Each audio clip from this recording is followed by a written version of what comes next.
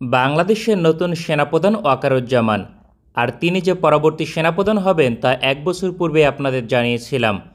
দায়িত্ব গ্রহণের পূর্বেই তার উপর একাধিক অভিযোগ করেছে বিভিন্ন সংগঠন। কিন্তু কোন যোগ্যতায় তিনি সেনাপ্রধান হয়েছেন আর কেন এত সমালোচনা? সেনাবাহিনীর প্রধান কে হবেন তা আজ থেকে 3 থেকে 4 বছর পূর্বে অনুমান করা সহজ ছিল, কারণ 3 জন লেফটেন্যান্ট জেনারেল থেকে একজনই হবেন সেনাপ্রধান। এক্ষেত্রে 33% সম্ভাবনা থাকে। তবে বর্তমানে 6 জন লেফটেন্যান্ট জেনারেল, ফলে সম্ভাবনা মাত্র 16%। বাংলাদেশের বর্তমান প্রতিরক্ষা দপ্তর যেভাবে পরিচালিত হয় তাতে সরকারের ঘনিষ্ঠ না হলে সেনাপ্রধান হবার কোনো সম্ভাবনা নেই। আর গুরুত্বপূর্ণ হচ্ছে 6 জন লেফটেন্যান্ট জেনারেলই ছিলেন সরকারের অতি ঘনিষ্ঠ। এত বড় অবস্থান তো বহুদূরের কথা, এখন সরকারের নজরে না থাকলে কেউ কর্নেল পর্যন্ত হতে পারার কথা নয়। তাই প্রধানমন্ত্রীর আত্মীয় বলে লেফটেন্যান্ট জেনারেল ওয়াকারুজ্জামান সেনাপ্রধান হয়েছেন তা সঠিক নয়। ওয়াকারুজ্জামানের শ্বশুর ছিলেন সাবেক সেনাপ্রধান লেফটেন্যান্ট জেনারেল মোস্তাফিজুর রহমান, যিনি ছিলেন বঙ্গবন্ধু শেখ মুজিবুর রহমানের ফুফাতো ভাই। এই ধরনের সম্পর্কের কথা বিবেচনা করলে একাধিক কর্মকর্তা ছিলেন যারা প্রধানমন্ত্রীর আত্মীয়। তবে সেনাপ্রধান হবার জন্য কয়েকটি মাপকাঠি থাকা বাঞ্ছনীয়। এগুলো হচ্ছে নেতৃত্ব দেওয়ার কোয়ালিটি এবং ব্যক্তিগত গ্রহণযোগ্যতা। কারণ বিশাল সেনাবাহিনীর প্রধান যে কাউকে করলেই হবে না, এক্ষেত্রে সেনাবাহিনীর চেইন অফ কমান্ড ভেঙে যাবে। পাশাপাশি সেনাবাহিনীর উপর নিয়ন্ত্রণ হারাবে সরকার।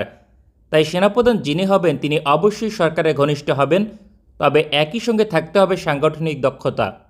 লেফটেন্যান্ট জেনারেল ওয়াকারুজ্জামানও এইবার সেনাপ্রধান হবার দৌড়ে প্রথম সারিতেই ছিলেন। সেনাবাহিনীর 13তম লং কোর্সের সদস্য তিনি। 1985 সাল থেকে সেনাবাহিনীর বিভিন্ন পদে দায়িত্ব পালন করেছেন। তার মাঝে উল্লেখযোগ্য হচ্ছে পার্বত্য চট্টগ্রামের একটি ব্রিগেডকে নেতৃত্ব দিয়েছেন, জাতিসংঘের শান্তিরক্ষী মিশনের একাধিক দায়িত্ব সফলভাবে পালন করেছেন।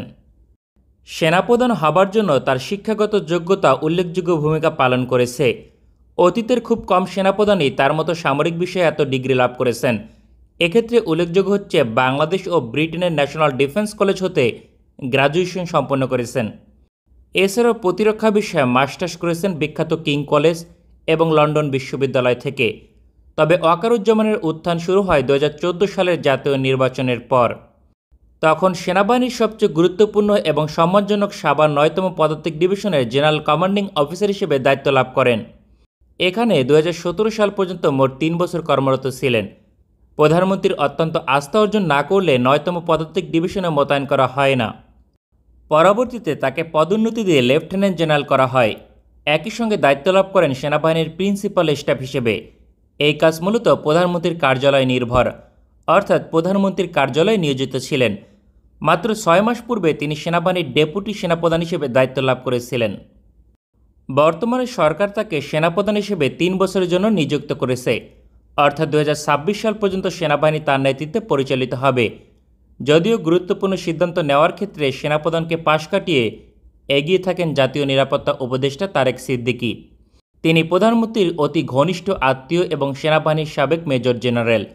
সুতরাং ওয়াকারুজ্জামান যোগ্যতা ছাড়া সেনাপ্রধান হয়েছে এমন নয়।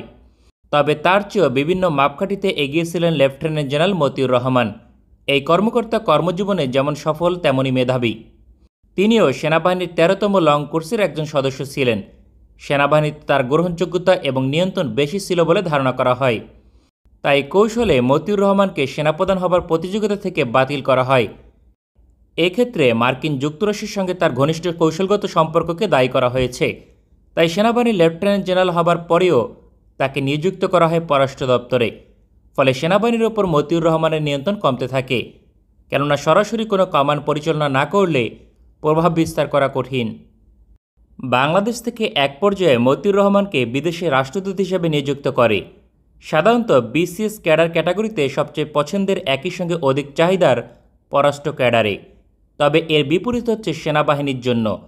বাংলাদেশ সেনাবাহিনীর কোনো উচ্চপদস্থ কর্মকর্তাকে বিদেশে রাষ্ট্রদূত হিসেবে মোতায়েন করার অর্থ অঘোষিত পানিশমেন্ট। সেক্ষেত্রে কৌশলে মতিউর রহমানকে সরিয়ে দেওয়া হয়েছে বলে ধারণা করা যায়। বর্তমানে সেখান থেকে অবসর নিয়েছেন মতিউর রহমান, কারণ সেনাবাহিনীতে চাকরির বয়সসীমা নির্ভর করে পদোন্নতি পাওয়ার ওপর। এই একটি বিতর্কিত বিষয় ছাড়া লেফটেন্যান্ট জেনারেল ওয়াকারুজ্জামান যথেষ্ট যোগ্য একজন সেনা কর্মকর্তা। সাম্প্রতিক বছরগুলোতে বাংলাদেশ সেনাবাহিনীর যত বড় ধরনের মিশন দেশে এবং দেশের বাইরে পরিচালিত হয়েছে, তার সবগুলোতে সরাসরি প্রধান দায়িত্বে ছিলেন লেফটেন্যান্ট জেনারেল ওয়াকারুজ্জামান।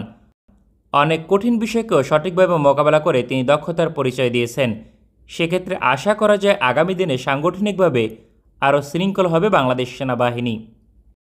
আমাদের ভিডিওটি পছন্দ হলে আমাদের সমর্থন করতে সঙ্গে থাকুন। ভালো থাকবেন সবাই, দেখা হবে পরবর্তী কোনো ভিডিওতে।